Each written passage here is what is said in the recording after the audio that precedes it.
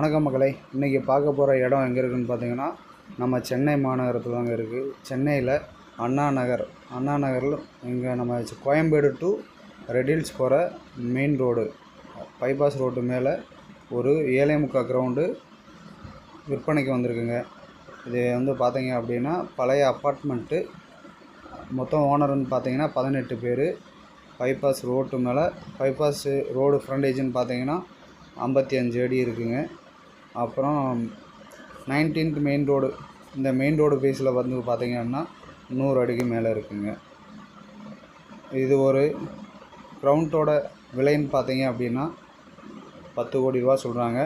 விலை வந்து ஃபைனல் கிடையாது, விலை வந்து கொஞ்சம் குறைச்சி பேசிக்கலாம் அப்படின்னு சொல்கிறாங்க. இந்த இடம் வந்து பார்த்தீங்க அப்படின்னா நம்ம கமர்ஷியலாக யூஸ் பண்ணிக்கலாம்.